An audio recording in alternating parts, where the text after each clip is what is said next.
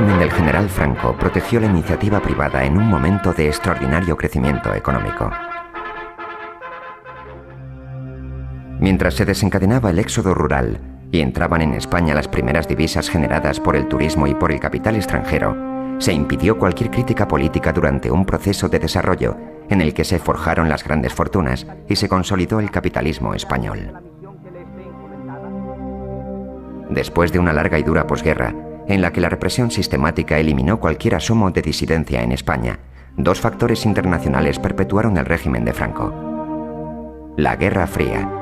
Tras la Segunda Guerra Mundial, cuando el mundo se dividió en dos bloques enfrentados y el anticomunismo del régimen franquista prevaleció sobre su carácter totalitario, lo cual cristalizó en los acuerdos bilaterales firmados con Estados Unidos en 1953, y el auge y desarrollo de las economías occidentales, que posibilitó el despegue de la economía española a partir del Plan de Estabilización de 1959, dirigido por los tecnócratas del Opus Dei.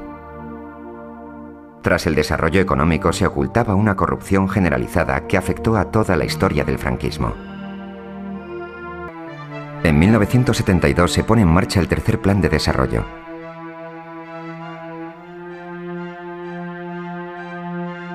La nieta del caudillo, Carmen Martínez Bordiú, se casa con Alfonso de Borbón, primo del futuro rey de España, Juan Carlos. Lo hacen los príncipes de España. El escándalo Reace, también conocido como el aceite de Redondela, salpica al hermano del caudillo Nicolás Franco Bahamonde. De todos los negocios y cambalaches que protagonizó Nicolás, solo uno acabó en escándalo político y marcó definitivamente el ocaso del régimen, el caso Reace. Después de la Guerra Civil, los medios de producción del sector alimentario estaban en un estado de abandono y de destrucción, y además había que solucionar los problemas de abastecimiento. Por eso en 1939 se creó la Comisaría General de Abastecimientos y Transportes, que dependía del Ministerio de Industria y Comercio. La función que tendría este organismo era la obtención y adquisición de recursos para el abastecimiento y su posterior distribución equitativa, el control de los precios, la tasación y la intervención en los productos, la propuesta de importaciones y exportaciones necesarias y, por último, la elaboración de estadísticas de recursos y de consumo. En una palabra, el fin último que perseguía la Comisaría General de Abastecimientos y Transportes era acabar con el mercado negro. Este organismo estuvo vigente hasta el año 1981 y pasó por las siguientes etapas. La década de los 40 fue su época dorada, donde su campo de actuación y su autoridad era ilimitada en el área tanto de abastos como de consumo.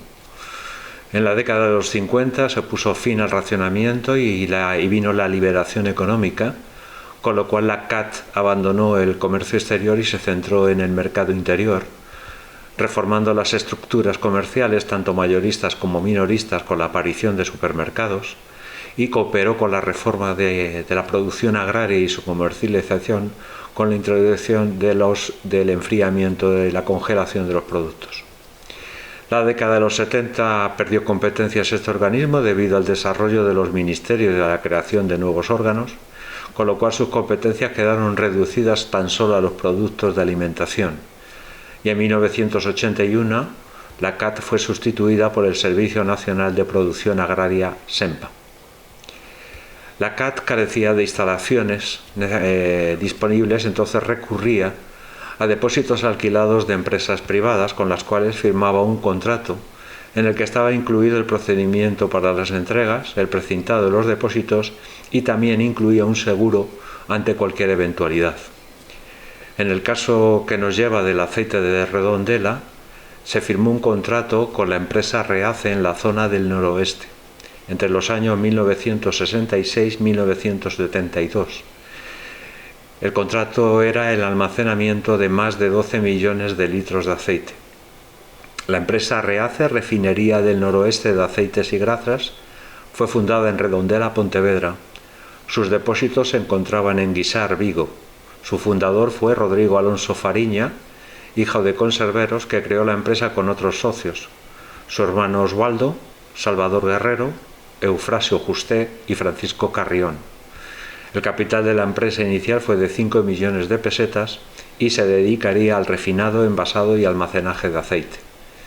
8 años después, en 1964, Rodrigo Alonso Fariñas se había hecho con la mayoría de las acciones, comprándoselo a terceros. Ese mismo año se incorporaron al Consejo de Administración Isidro Suárez Díaz y Nicolás Franco, hermano del jefe del Estado.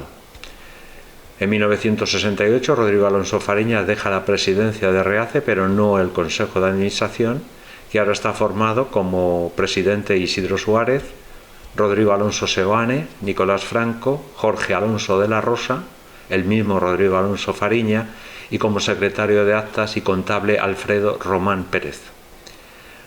En esta época Fariñas se hizo muy popular en Vigo porque entró en política y presidió durante 4 años, las temporadas 69 al 73, el Club de Fútbol Celta de Vigo. En 1971 hizo una venta ficticia de la empresa REACE y otra empresa que tenía, Fribarsa, a Isidro Suárez. Ese mismo año, 1971, Nicolás Franco deja el Consejo de Administración de REACE. Esta empresa tuvo su máximo esplendor en los últimos años de la década de los 60. Los beneficios obtenidos fueron cuantiosos, tanto legales como ilegales. Cuando digo ilegales, me explico al fraude por lo que va a ser famoso este caso. Vendían el aceite sustraído de los depósitos alquilados de la CAT a conserveros vigueses a través de un procedimiento que se llamaba la congelación de adjudicaciones. Os explico un poquito en qué consistía este sistema. Tras la concesión a REACE del aceite por parte de la CAT, la empresa ponía como excusa para el retraso del pago la tardanza de los bancos en entregar los préstamos. Por tanto, en ese tiempo quedaba el aceite bloqueado y solo la empresa REACE podía disponer de él. Después de varias prórrogas, la CAT anulaba el pedido. En ese intervalo de tiempo entre la concesión y la anulación del pedido, REACE hacía el negocio. Al final de la campaña vendía cuando el precio del aceite era más alto y lo reponía en la nueva campaña cuando el precio del aceite era más bajo. La diferencia oscilaba entre las 10 y 12 pesetas el litro. Este fraude siempre se hacía confiando en que la CAT nunca pediría una cantidad superior a las reservas. Gran parte de los beneficios obtenidos fueron destinados a la creación de la empresa Fribarsa en el año 1964. Fribarsa era una empresa de frigoríficos de Barcelona que estaba destinada al almacenamiento de productos alimentarios congelados y su principal cliente también era el organismo del Estado, la Comisión de Abastecimientos y Transportes. La empresa fue fundada por Rodrigo Alonso Fariñas y sus socios mayoritarios eran Isidro Suárez y Geisa. Geisa era una compañía financiera, grupo español de iniciativas con un capital de tan solo 1 millón de pesetas. Su presidente era Nicolás Franco, que tiene solo una acción de 10.000 pesetas. Y en el Consejo de Administración figuraba tanto su esposa como su hijo mayor, Nicolás. El entramado del negocio se destapó cuando el director general de REACE, José María Romero González, que ocupaba el cargo desde el año 1969 y fue contratado porque venía precedido de una fama de buen organizador de empresas, se puso en contacto con el presidente Isidro Suárez para informarle de la falta de 4 millones de litros de aceite, valorados en 170 millones de pesetas. El presidente le tranquilizó y le dijo que un barco procedente de Argelia cargado con aceite de la nueva cosecha lo repondría. Romero se informó y descubrió la inexistencia de dicho barco en los registros. Entonces Isidro Suárez le ordenó que rellenara los depósitos con agua para ocultar el fraude, cosa que no hizo José María Romero. Lo que sí que hizo el director fue el 25 de marzo de 1972 personarse con su abogado en el juzgado de Guardia de Vigo y puso una denuncia. Y así empezó el caso de Redondela, que va a durar 2 años la investigación y los delitos eran falsificación y malversación de caudales públicos.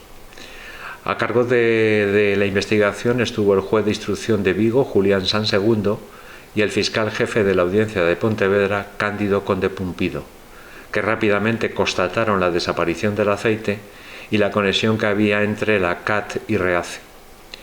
El 29 de marzo de 1972, o sea, 4 días después de la denuncia, Isidro Suárez fue detenido en el tren Madrid-Bilbao cuando se daba la fuga con una gran cantidad de dinero del que quiso deshacerse al verse acorralado, tirándolo por la ventanilla.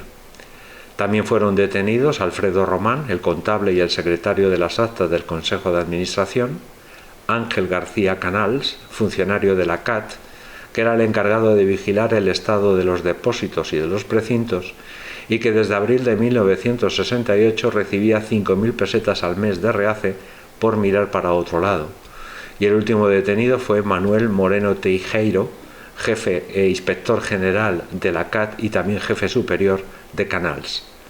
Durante la investigación, en septiembre de 1973, se dictó auto de procesamiento para Rodrigo Alonso Fariña, que estaba realizándose un reconocimiento cardiológico. Durante los 2 años de la creación del sumario se produjeron una serie de muertes misteriosas que estaban relacionados con el caso, aunque luego en el juicio, como vamos a ver, no se tomaron en consideración. El 9 de septiembre de 1972 fue asesinado el taxista Arturo Cordobés, de 3 tiros a bocajarro en las afueras de Vigo. Se dice que estaba relacionado con el caso porque solía transportar a los principales encartados en el asunto, pero la investigación no pasó de ahí. A finales de dicho mes, el 30 de septiembre, José María Romero, su esposa y su hija de 21 años, aparecieron muertos en su casa de Sevilla, lugar al que se habían trasladado tan solo 15 días antes. El tema se trató como un asunto que hoy llamaríamos de violencia de género. Romero mató de un tiro en la cabeza tanto a su esposa como a su hija y después se suicidó dándose un tiro en el corazón. Pero no se tuvo en cuenta una carta que él mandó al juzgado de Vigo. Pocos días después llegó dicha carta.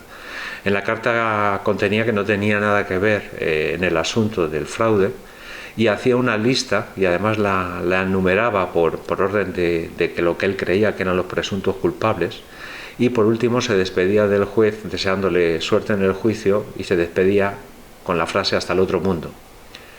Ni el juez ni la policía consideraron dicha carta como la carta de un suicida. El 29 de marzo de 1974 se produjo otra muerte misteriosa, esta vez en la cárcel de Vigo. Isidro Suárez aparece muerto en las duchas de la cárcel. La versión oficial es que hubo una fuga de gas en las duchas, Isidro perdió el conocimiento y al caer se golpeó en la nuca. 15 días después del fallecimiento de Isidro Suárez muere Antonio Alfageme, presidente de la Unión de Fabricantes de Conservas de Galicia. Muere apuñalado y la versión oficial es un asunto de faldas. Hay otro rumor que decía que este era uno de los que compraba el aceite en el mercado negro. Durante la investigación del caso, los mayores problemas fue que desaparecieron los libros de contabilidad y el embrollo económico en los pagos que hacía Reace a la CAT. Estos pagos no se hicieron nunca a través de cuentas bancarias, sino que se hacían en mano a través de una mujer que vivía en Madrid, Amelia Baviano, que seguía instrucciones para quién debía entregar el dinero o los regalos a los funcionarios o a las familias de los mismos. El sumario llegó a las siguientes conclusiones: indultar a Moreno Teijeiro y sentar en el banquillo a 3 acusados: Rodrigo Alonso Fariña, Alfredo Román y Ángel García Canals. El 21 de octubre de 1974, en la audiencia de Pontevedra, se inicia el juicio. Lo preside Mariano Rajoy Sobredo, padre del expresidente del Gobierno de España, que va a estar auxiliado por Manuel Landeiro Piñeiro y Celestino Prego Gracia. La primera sorpresa en el juicio es que el sumario desapareció supuestamente extraviado en una reforma que se habían realizado en la audiencia de Pontevedra. El juicio, después de los 2 años de investigación del sumario, tan solo va a durar 4 días. Hubo una gran prisa por cerrar el caso. El abogado defensor de Ángel García Canals, José María Gil Robles, puso mucho interés en que declarara en el mismo Nicolás Franco por su implicación en el caso.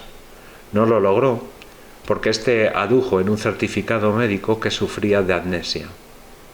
La sentencia para los 3 acusados fueron las siguientes: para Fariña 12 años y 167 millones de pesetas, Alfredo Román 4 años y Ángel García Canals 1 año y 100 millones de pesetas.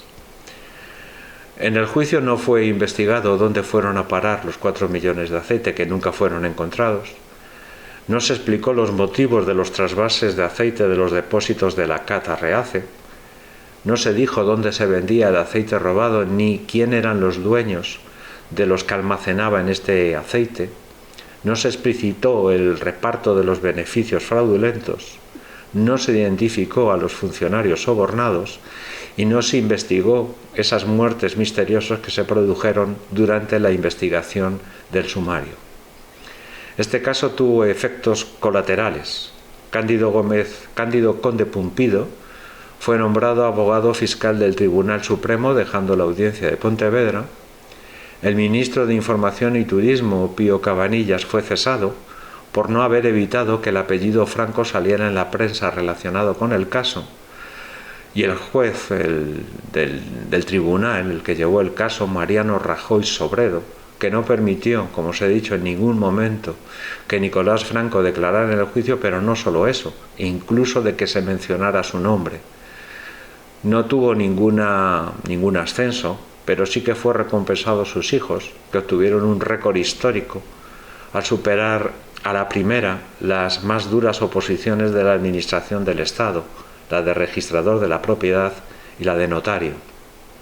Su primogénito, Mariano Rajoy Brey, con tan solo 24 años sacó la oposición a la primera de registrador de la propiedad y empezó a preparárselas al mismo tiempo que cursaba el último año de carrera, llegando a ser el más joven registrador en España. Enrique Rajoy Brey no le superó, pero se quedó en segundo lugar, tuvo medalla de plata como segundo registrador más joven de España. María de las Mercedes Rajoy Brey también sacó la oposición a la primera de registrador de la propiedad y Luis Rajoy Brey también aprobó a la primera las oposiciones para ser notario. En otros vídeos que subiré al canal seguiré hablando de otros casos de corrupción que acabaron en el franquismo y muchas veces va a estar implicada la familia Franco.